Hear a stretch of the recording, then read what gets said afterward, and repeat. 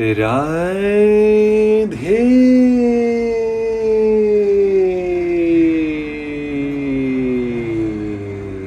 राधे।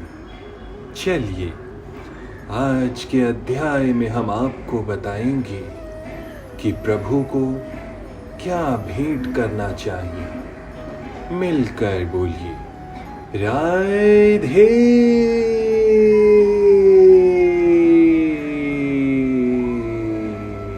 राधे। जो देवताओं की पूजा करते हैं वे देवताओं के बीच जन्म लेंगे। जो पितरों को पूजते हैं वे पितरों के बीच जन्म लेंगे। जो भूत प्रेतों की उपासना करते हैं वे उन्हीं के बीच जन्म लेते हैं। और जो मेरी पूजा करते हैं वो मेरे पास निवास करते हैं। यदि कोई चंद्रमा, सूर्य या अन्य लोकों को जाना चाहता है तो वो अपने गंतव्य को बताए गए विशिष्ट वैदिक नियमों का पालन करके प्राप्त कर सकता है। इनका विशद वर्णन वेदों के कर्मकांड अंश दर्श पौर्णमासी में हुआ है, जिसमें विभिन्न लोकों में स्थित देवताओं के लिए विशिष्ट पूजा का विधान है। इस प्रकार विशिष्ट यज्ञ करके पितृलोक प्राप्त किया जा सकता है। इसी प्रकार मनुष्य भूत प्रेत लोकों में जाकर यक्ष, रक्ष या पिशाच बन सकता है। पिशाच पूजा को काला जादू कहते हैं। अनेक लोग इस काले जादू का अभ्यास करते हैं और सोचते हैं कि यह अध्यात्म है, किंतु ऐसे कार्यकलाप नितांत भौतिकतावादी हैं। इसी तरह शुद्ध भक्त केवल भगवान की पूजा करके निसंदेह वैकुंठ लोक तथा कृष्ण लोक की प्राप्ति करता है। यहाँ इस श्लोक के माध्यम से ये समझना सुगम है कि जब देवताओं की पूजा करके कोई स्वर्ग प्राप्त कर सकता है तो फिर शुद्ध भक्त कृष्ण या विष्णु के लोक क्यों नहीं प्राप्त कर सकता। दुर्भाग्यवश अनेक लोगों को कृष्ण तथा विष्णु के दिव्य लोकों की सूचना नहीं है, अतः न जानने के कारण वे नीचे गिर जाते हैं। यहाँ तक कि निर्विशेषवादी भी ब्रह्म ज्योति से नीचे गिरते हैं। इसीलिए कृष्ण भावनामृत आंदोलन इस दिव्य सूचना को समूचे मानव समाज में वितरित करता है कि केवल हरे कृष्ण मंत्र के जप से ही मनुष्य सिद्ध हो सकता है और भगवत धाम को वापस जा सकता है। राधे राधे। यदि कोई प्रेम तथा भक्ति के साथ मुझे पत्र, पुष्प, फूल, जल प्रदान करता है तो मैं उसे स्वीकार करता हूँ। नित्य सुख के लिए स्थायी आनंदमय धाम प्राप्त करने हेतु बुद्धिमान व्यक्ति के लिए यह अनिवार्य है कि वो कृष्ण भावना भावित होकर भगवान की दिव्य प्रेमा भक्ति में तत्पर रहे। ऐसा आश्चर्यमय फल प्राप्त करने की विधि इतनी सरल है कि निर्धन से निर्धन व्यक्ति को योग्यता का विचार किए बिना इसे पाने का प्रयास करना चाहिए। इसके लिए एकमात्र योग्यता इतनी ही है कि वो भगवान का शुद्ध भक्त हो। इससे कोई अंतर नहीं पड़ता कि कोई क्या है और कहाँ स्थित है। ये विधि इतनी सरल है कि यदि प्रेम पूर्वक एक पत्ती, थोड़ा सा जल या फल ही भगवान को अर्पित किया जाता है तो भगवान उसे सहर्ष स्वीकार करते हैं। अतः किसी को भी कृष्ण भावनामृत से रोका नहीं जा सकता, क्योंकि ये सरल है और व्यापक है। ऐसा कौन मूर्ख होगा जो इस सरल विधि से कृष्ण भावना भावित नहीं होना चाहेगा और सच्चिदानंदमय जीवन की परम सिद्धि नहीं चाहेगा। कृष्ण को केवल प्रेम भक्ति चाहिए और कुछ भी नहीं। कृष्ण तो अपने शुद्ध भक्त से एक छोटा सा फूल तक ग्रहण करते हैं, किंतु अभक्त से वे कोई भेंट नहीं चाहते। उन्हें किसी से कुछ भी नहीं चाहिए, क्योंकि वे आत्मतुष्ट हैं। तो भी वे अपने भक्त की भेंट प्रेम तथा स्नेह के लिए विनिमय में स्वीकार करते हैं। कृष्ण भावनामृत विकसित करना जीवन का चरम लक्ष्य है। यहाँ भक्ति शब्द का उल्लेख 2 बार ये घोषित करने के लिए हुआ है कि भक्ति ही कृष्ण के पास पहुँचने का एकमात्र साधन है। किसी अन्य शर्त से, यथा ब्राह्मण, विद्वान, धनी या महान विचारक होने से कृष्ण किसी प्रकार की भेंट लेने को तैयार नहीं होते।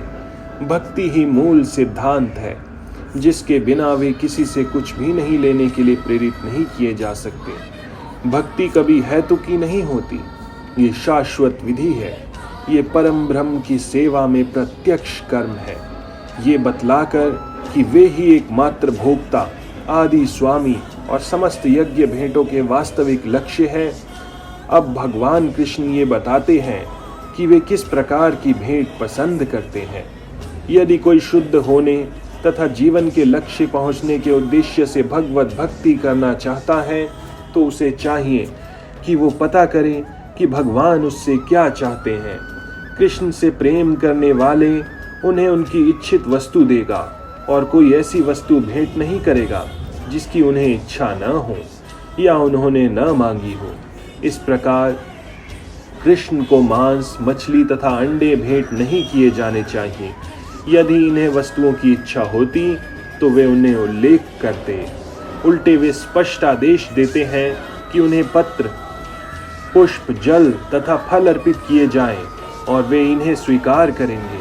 अतः हमें ये समझना चाहिए कि वे मांस, मछली तथा अंडे स्वीकार नहीं करेंगे। शाक, अन्न, फल, दूध तथा जल, ये ही मनुष्यों के लिए उचित भोजन है और भगवान कृष्ण ने भी इन्हीं का आदेश दिया है। इनके अतिरिक्त हम जो भी खाते हों वो उन्हें अर्पित नहीं किया जा सकता, क्योंकि वे उसे ग्रहण नहीं करेंगे। यदि हम ऐसा भोजन उन्हें अर्पित करेंगे तो हम प्रेम भक्ति नहीं कर सकेंगे। तृतीय अध्याय के 13वें श्लोक में कृष्ण बताते हैं कि यज्ञ का उच्छिष्ट ही शुद्ध होता है। अतः जो लोग जीवन में प्रगति करने तथा भवबंधन से मुक्त होने के इच्छुक हैं, उन्हें इसी को खाना चाहिए। उसी श्लोक में वे ये भी बताते हैं कि जो लोग अपने भोजन को अर्पित नहीं करते, वे पाप भक्षण करते हैं। दूसरे शब्दों में, उनका प्रत्येक कौर इस संसार की जटिलताओं में उन्हें बांधने वाला है।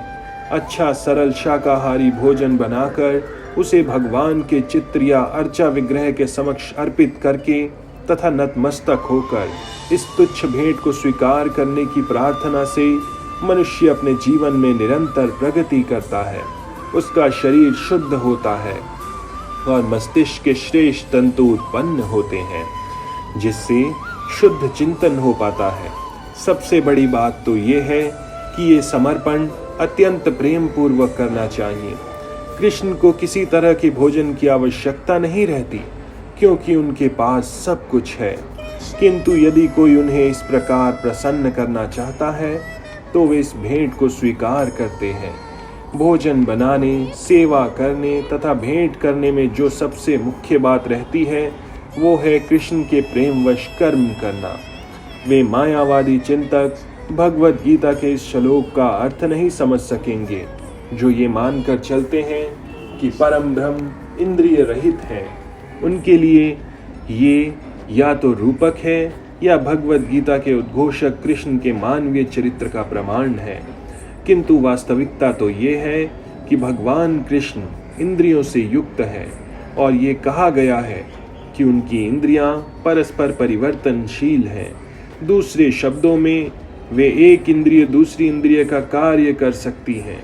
कृष्ण को परम ब्रह्म कहने का आशय यही है। इंद्रिय रहित होने पर उन्हें समस्त ऐश्वर्यों से युक्त नहीं माना जा सकता। 7वें अध्याय में कृष्ण ने बतलाया है कि वे प्रकृति के गर्भ में जीवों को स्थापित करते हैं। इसे वे प्रकृति पर दृष्टिपात करते हैं। अतः यहाँ पर भी भक्तों द्वारा भोजन अर्पित करते हुए भक्तों को प्रेम पूर्वक शब्द सुनना कृष्ण के द्वारा भोजन करने तथा उसके स्वाद लेने के ही समरूप है।